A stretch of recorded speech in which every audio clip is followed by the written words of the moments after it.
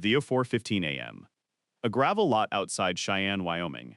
A horse trailer sat dark at the edge of a rodeo grounds, frost on the roof. 4 U.S. Marshals moved in from 3 sides. No sirens, no lights. The door came open in under 4 seconds. Inside, 1 sleeping bag, 1 duffel, 1 man with a scar above his right eyebrow. He woke reaching for something that wasn't there. The operator closest to him had already cleared the space. The man was prone on the trailer floor before he was fully conscious. 340 days, 5 states, 17 assumed identities. It ended in a horse trailer with frost on the roof outside a county rodeo.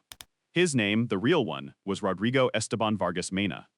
A surveillance monitor wall at the Marshals Service Fugitive Task Force Command Center showed his file open alongside circuit contractor records, his photograph beside the name Ernesto Cruz. The task force had been hunting him since September 2025. On the rodeo circuit, nobody had thought to look. This is the story of how a mid-tier cartel enforcer spent nearly a year in open sight, moving through 5 American states, doing physical labor at county rodeos, and was caught not by a database or a drone, but by a scar that one man remembered from a break room poster. In September 2025, a sealed federal complaint was filed in the Southern District of Texas, case number 25-CR-0847.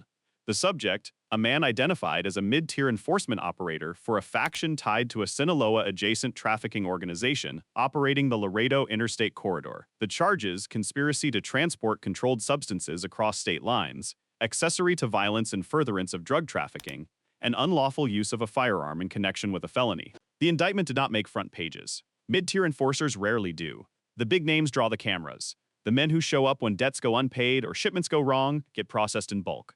Sealed complaints, administrative detention requests, extradition requests that take years. Vargas-Mena was supposed to be different. He had been identified, located, and a surrender had been quietly arranged through intermediaries in Nuevo Laredo. The paperwork was in motion, the complaint was sealed. The plan was for him to walk across a border checkpoint with a lawyer and a deal already drafted. He never showed. The night of September 17, 2025, the safe house in Nuevo Laredo where he had been staying was empty by midnight. A cleaning crew that arrived the following morning found the beds made and the refrigerator cleaned out. Whoever had warned him had given him enough time to be thorough about it. The U.S. Marshals Service opened a fugitive file the following morning. Initial reward, $75,000. The question was not whether they would find him. The Marshals Service closes approximately 90% of its federal fugitive cases. The question was where he would go and what he would become while he was gone. What Rodrigo Vargas-Mena understood, either instinctively or by prior planning, was that visibility works better than hiding. A man living in a rented room in a major city, paying cash, avoiding cameras, reads wrong to the people around him. A man who shows up, works hard, keeps quiet, and shows up again the next day reads like background. He crossed the border on a stolen identity 6 days after disappearing from Nuevo Laredo. The identity belonged to a Mexican national with a valid visa and a clean record, a construction worker named Cesar Domingo Fuentes Rios, age 34. The documents were good enough to pass a standard checkpoint review. He carried $3,200 in cash and a bag of work clothes. He entered Texas at Laredo on September 23, 2025. For 6 weeks, he stayed in Houston. He lived in a migrant labor boarding house in the 5th Ward, paying $180 per week for a cot and locker access. He worked day labor through a cash-pay landscaping operation that did not ask for documentation. He kept his head down, learned the schedules, and said almost nothing to anyone. His Spanish marked him as Northern Mexican in origin. Nobody asked about it. Half the men in that boarding house were from Sonora or Chihuahua. A quiet man with northern vowels was not a curiosity. One detail from that period later stood out to investigators reviewing his movements. He did not use a phone. Not once in 6 weeks in Houston did any device register to a location pattern consistent with his movements. No prepaid, no app-based calls. He used a payphone on Quitman Street 3 times, calls of under 2 minutes each, and the recipients of those calls were never identified. What investigators pieced together, from interviews with men at the boarding house conducted months later, was how he moved through daily life. He rose before 5 a.m. every morning. He was always gone before the first shift crews assembled in the common area. He returned after dark, ate alone, and was in his bunk by 9. One man who shared a wall with his cot said he never heard music, never heard a television, never heard anything except the sound of someone turning over once in the night. A man deliberately generating no friction with the world around him. What surprises me about this case isn't how he moved.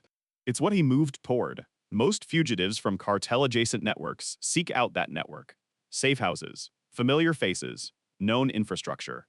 Vargas-Mena did the opposite. He moved away from everything he knew, into a world that had nothing to do with him, and became someone who was not interesting to anyone. In early November 2025, he left Houston. The trail he left was reconstructed by the U.S. Marshals Fugitive Task Force working backward from the arrest. Investigators spread bus terminal records and cash payment receipts across a table in a command vehicle, mapping stops from Houston north through Dallas, then northwest toward Amarillo. A radar tracking display in the task force office plotted the corridor. From Amarillo, he moved briefly into New Mexico before crossing into Colorado in mid-November, where the rodeo circuit picked him up and carried him north. Somewhere in Colorado, between Pueblo and Colorado Springs, he connected with the rodeo labor circuit. Investigators reviewing the case later pulled contractor sign-in sheets from a dozen arena stops across the region. Gate workers, food vendors, animal handlers, farriers, all walk-in labor, logged by first name and trade. Surveillance monitor footage from fairground security cameras shows workers moving through staging areas before and after each event. A man who shoes horses correctly, who shows up on time, moves through that system without triggering a records check. None of the stops had run his name against a federal database. None were required to. Surveillance footage from a federal holding facility shows Vargas-Mena in an interrogation room, hands flat on the table, answering questions without hesitation. When asked to demonstrate his trade, he described the sequence without prompting: the rasp, the nail set, the clinch. Body camera footage from the arresting deputy recorded the exchange. The skill was not performed. It did not need to be. His rodeo circuit paperwork identified him as Ernesto Cruz, born in Durango. U.S. Marshals Fugitive Task Force records show the name was never run against a federal database. Investigators later pulled the payment logs and contractor sign-in sheets from 17 stops across Nebraska and Wyoming. The handwritten name appeared on each one, unchallenged, accepted at every gate he worked through the winter and spring of 2025 and 2026. I spent time going through the circuit records that agents later pulled, and one detail kept nagging at me: the quality of his work. Every circuit operator interviewed after the arrest mentioned the same thing: he was good, better than average. The horses were calm around him. He did not rush. That reputation spread along the circuit faster than any poster could. Drone surveillance footage and Border Patrol truck dash camera records later helped investigators trace a general corridor south toward Colorado. He worked stops in southern Colorado through November and December 2025, then moved into Wyoming in January 2026.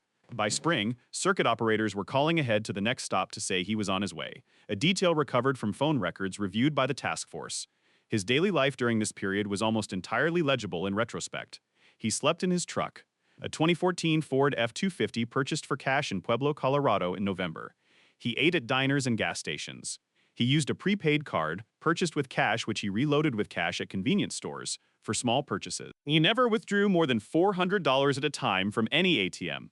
The Marshals Service had 3 active leads on him during this period. None of them were him. The first lead, in October 2025, placed a man matching his description at a storage facility in McAllen, Texas. Agents spent 9 days on that lead. The man turned out to be an unrelated migrant worker who matched the physical profile but had documentation that held up.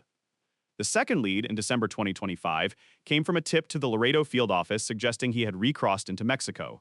That tip was pursued for 3 weeks. It was never confirmed or denied definitively, but agents eventually assessed it as deliberate misdirection, possibly planted by someone in his former network. The trail, as the lead case supervisor later described it to colleagues, went cold twice in those first 4 months. Not cold as in no leads. Cold as in the leads were wrong and the right trail was nowhere in view. Worth noting here, the system that was supposed to flag him, the federal database integration at border checkpoints, had his real name and his real biometrics. It did not have his stolen identity, because the man whose identity he had taken had not reported it stolen. Cesar Domingo Fuentes Rios discovered his documents were missing only in January 2026, when he applied for a renewal and was told a renewal had already been issued. By then, Vargas-Mena had been inside the United States for nearly 4 months. We'll say what most won't: the documentation gap that let him through is not the fault of the checkpoint officer who waved him in.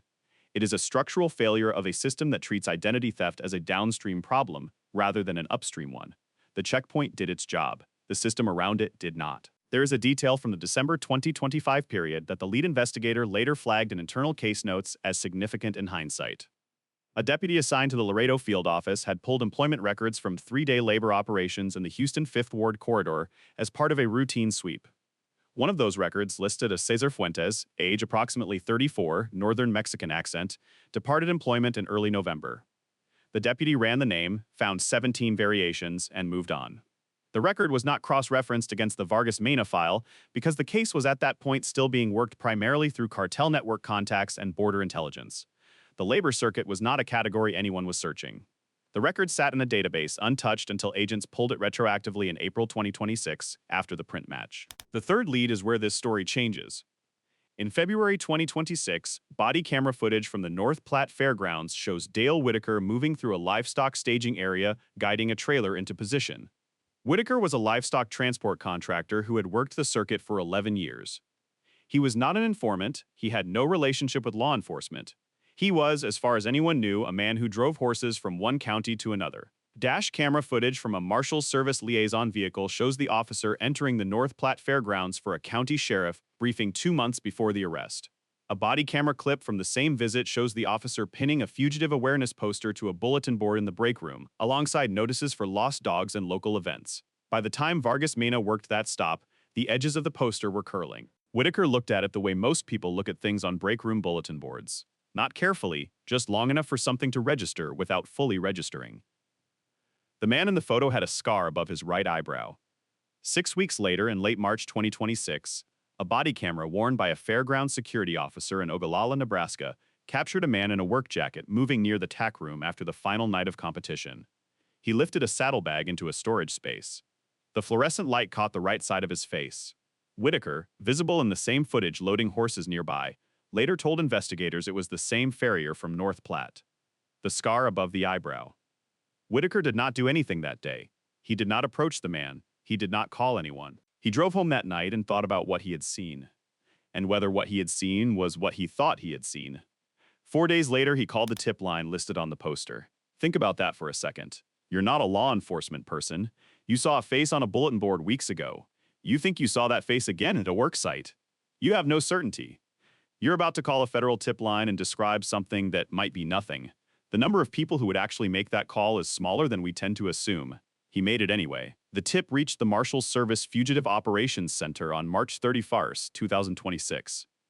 The initial report, an unnamed male, working as a farrier on the Rodeo Circuit, Nebraska location, matches poster description, has visible scar consistent with wanted subject. The lead investigator assigned to the Vargas-Mena case, a deputy marshal with the Great Plains Regional Fugitive Task Force, reviewed the tip that same afternoon. It was assessed as low confidence but high novelty. Nothing in the prior investigation had placed the subject on a labor circuit. It was a new angle. Investigators pulled circuit records for the Nebraska and Wyoming rodeo calendar and spread them across a table in a U.S. Marshals command vehicle. 12 stops had payment records pulled for review, cash receipts, never more than $400 per event. A radar tracking display at the task force office mapped each stop against a timeline. 17 locations, 17 logged appearances under the same name. The pattern was consistent with someone deliberately staying below the cash reporting threshold. The investigator ran the alias Ernesto Cruz through available databases and found 17 individuals with variations of that name in the relevant demographic range. None of them matched the wanted subject's biometrics in any way that could be confirmed without a fingerprint comparison. Fingerprints.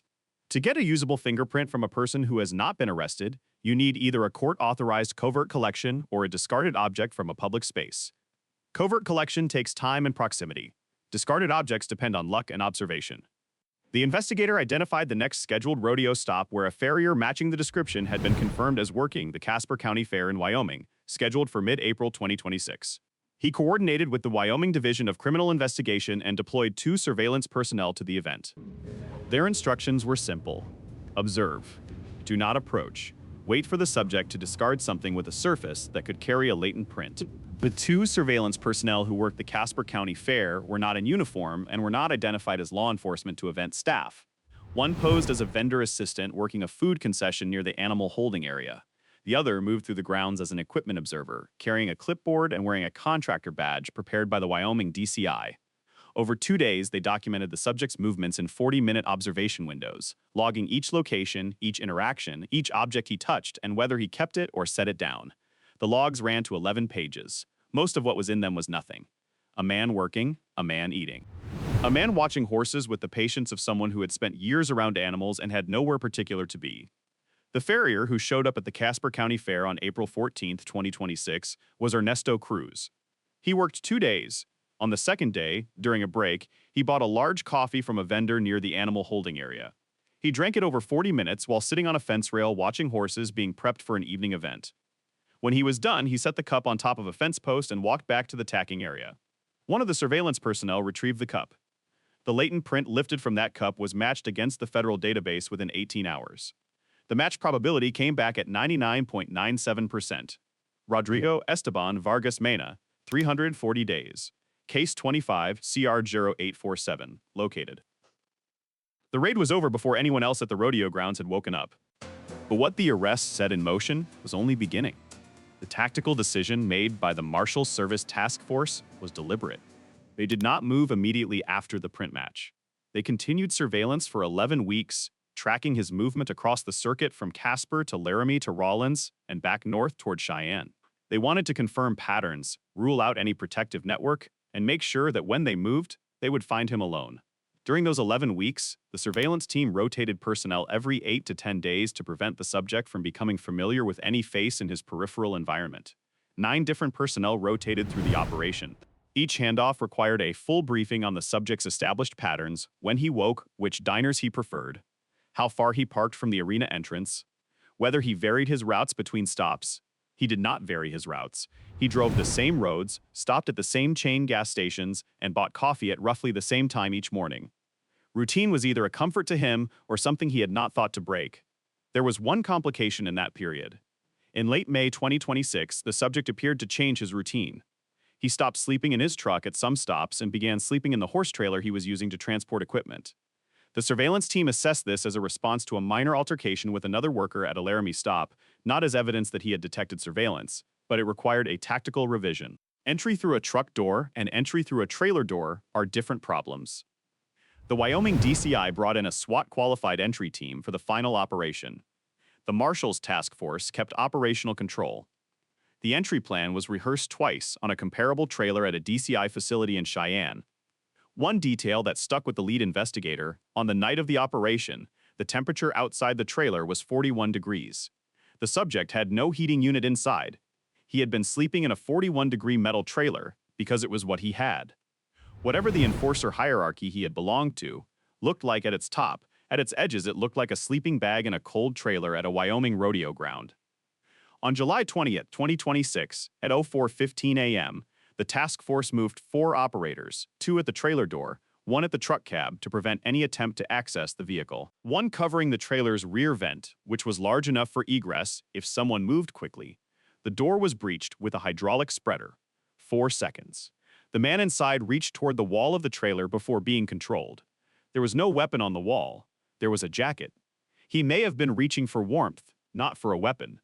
The operators did not wait to find out. No shots fired. No injuries.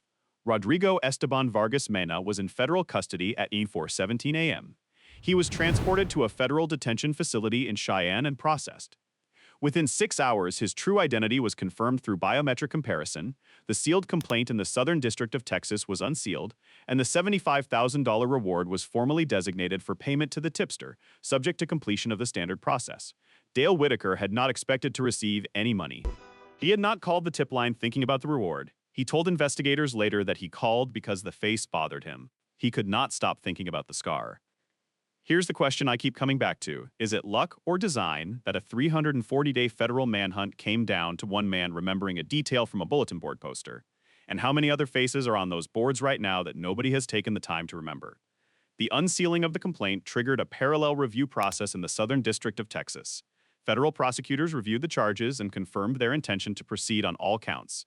The conspiracy charge carries a mandatory minimum of 10 years. The accessory to violence charge carries an additional 5 to 15 years depending on the specific acts proven at trial. The firearms charge adds another 5 years, mandatory and consecutive. His defense attorney, assigned at arraignment, has not yet filed motions as of this recording. In the hours following the arraignment, federal investigators conducted a preliminary interview with Vargas-Mena at the Cheyenne detention facility. He was advised of his rights in both English and Spanish. He acknowledged understanding. He then said nothing further for the remainder of the session. His attorney, reached by phone during the interview process, instructed him to remain silent, and he complied. Investigators noted that he was calm throughout. He sat with his hands flat on the table. He did not ask about the charges, did not ask about the reward, did not ask about who had identified him. He looked, one investigator later wrote in case notes, like a man who had already run the calculation and knew what the numbers came out to. The informant network inside the trafficking organization that the original complaint referenced. The investigation into that network is ongoing. The Vargas-Mena arrest did not close that case. It added to it. What prosecutors now have is a witness who, if he chooses to cooperate, has direct knowledge of the Laredo corridor operations from the enforcement side, not the logistics side. That is a different kind of information than what was available before. Whether he cooperates is not yet known. There is one thread from this case that remains unresolved, and it matters. The identity documents he used, the stolen Cesar Domingo Fuentes Rios visa, were high enough quality to pass checkpoint review for 4 months. That quality does not come from a street-level forger.